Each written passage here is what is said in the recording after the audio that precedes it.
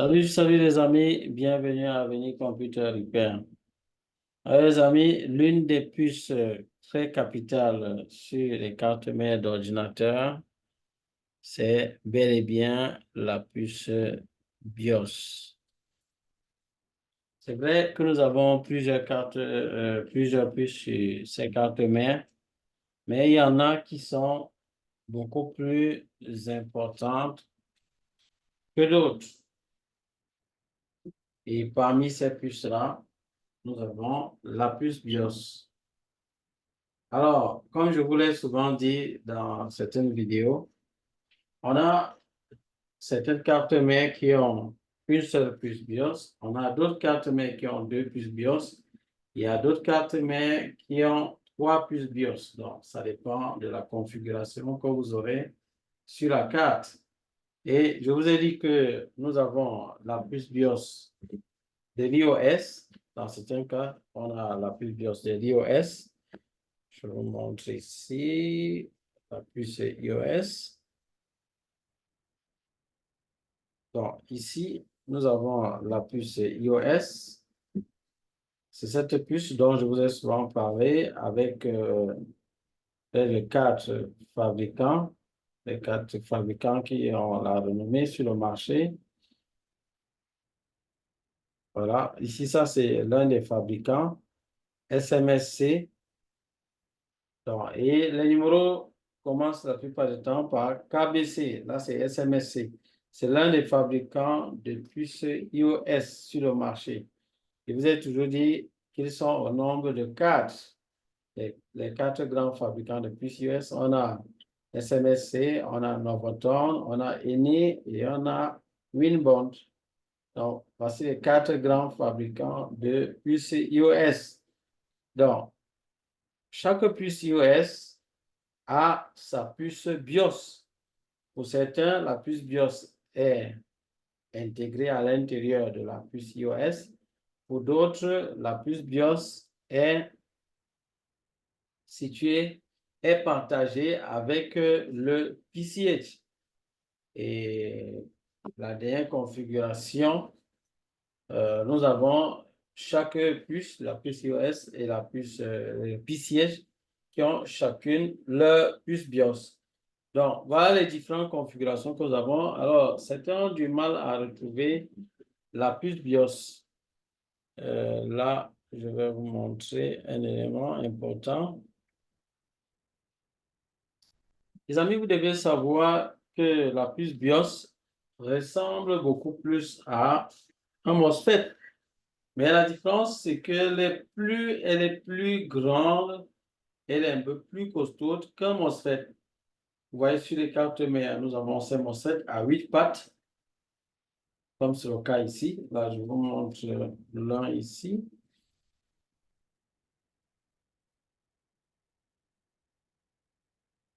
Donc là, nous avons le MOSFET. Et la puce BIOS ressemble au MOSFET, mais elle est plus costaude. Voilà, je vous montre la puce BIOS ici. Donc là, voilà. Là, ici, ça, c'est la puce BIOS. Et le fabricant ici, c'est MX. On a deux grands fabricants. On a MX, on a Winbond.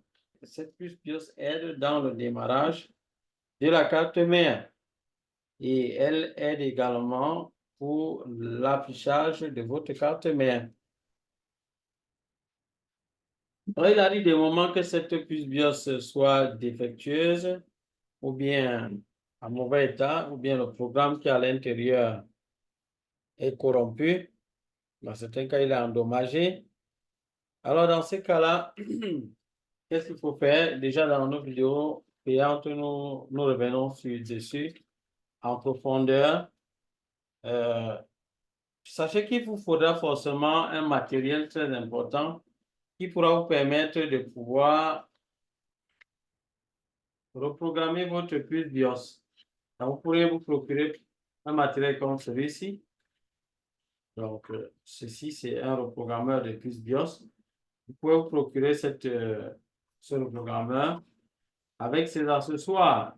Grâce à ça, vous pourrez reprogrammer votre puce BIOS sans aucun souci.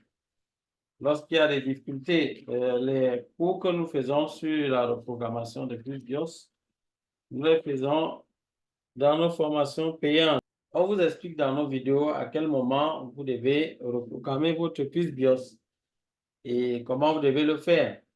Bon, il y a certains abonnés qui me posent certaines questions, qui me demandent pourquoi est-ce que je ne mets pas uniquement les vidéos de dépannage sur les cartes mères et puis avec ça, ils vont pouvoir s'en sortir. Non, les amis, nous n'avons pas la même vision. Notre vision est différente de celle des autres. Le fait de voir des vidéos de dépannage, en réalité, ça ne vous permet pas vraiment de vous en sortir ou bien de mieux maîtriser ce domaine, les amis. Donc, lorsque vous voyez les vidéos de dépannage, peut-être pour pouvoir maîtriser un cas, qu'est-ce que vous allez faire lorsque ça sera un cas différent? Donc, nous donnons les vidéos de dépannage uniquement à nos stagiaires qui ont déjà eu à suivre l'une de nos formations à Avenir Computer Repair. Pour eux, les vidéos de dépannage vont les aider parce qu'ils vont voir comment est-ce que nous mettons en pratique nos cours. C'est vrai qu'ils ont déjà appris, on l'a fait dans les formations, on a fait la théorie, on a fait la pratique, mais là, il s'agit des dépannages concrètement. Donc, ceux-là, ça peut les aider. Ça peut les aider, mais pour quelqu'un qui n'a vraiment pas eu à suivre nos cours, cette formation sur le dépannage des laptops, alors en réalité, les vidéos de dépannage ne vont pas lui permettre d'avoir une bonne maîtrise de la chose. Il va se retrouver chaque fois en train de courir, être sur le net pour chercher est-ce qu'il y a une vidéo qui a parlé du problème dont il fait face.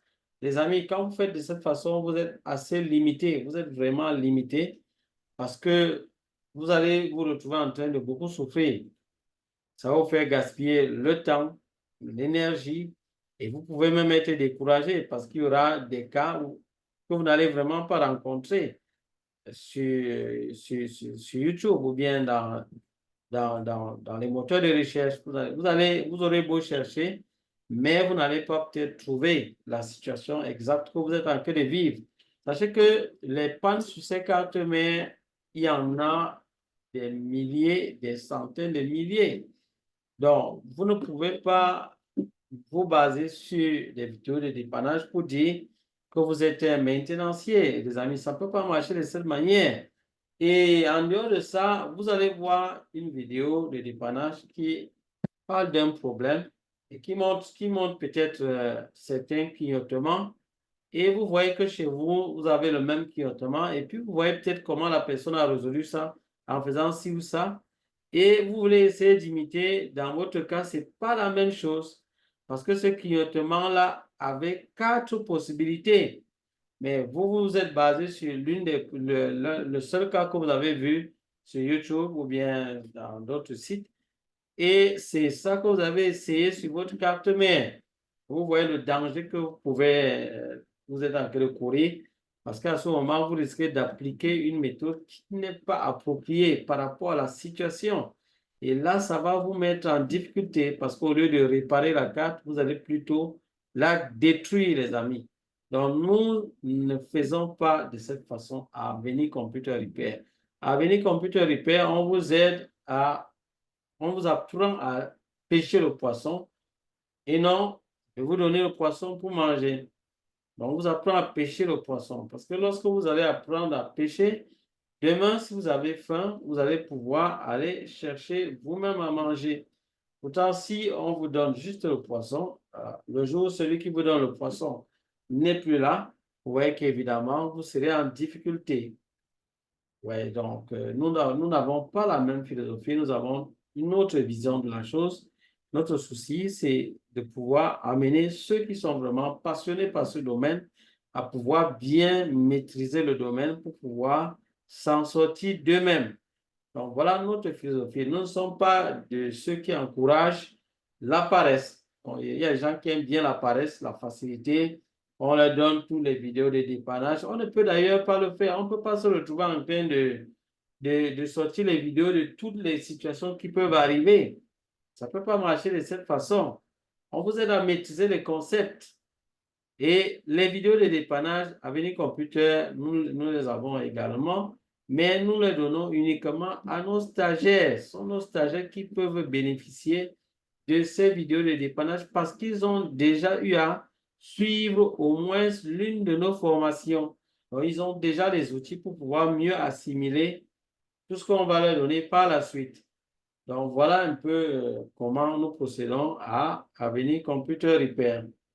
Donc, voilà les amis. Et si vous êtes intéressé par ce domaine du dépannage des ordinateurs, si vous êtes vraiment passionné par ce domaine, peu importe l'âge, je vous ai dit, ce domaine de la maintenance est un domaine qui est très intéressant parce que vous pouvez le faire même dans votre vieillesse.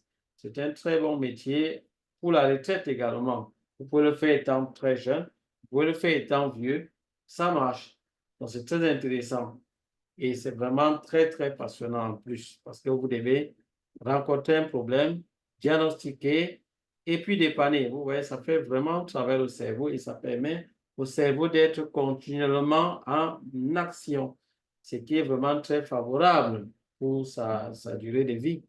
Voilà, donc les amis, donc je voulais vous annoncer la bonne nouvelle. Avenir Computer Repair vous offre une série de vidéos gratuites pour vous aider à avoir un avant-goût de ce que c'est le dépannage de ces cartes mères d'ordinateur.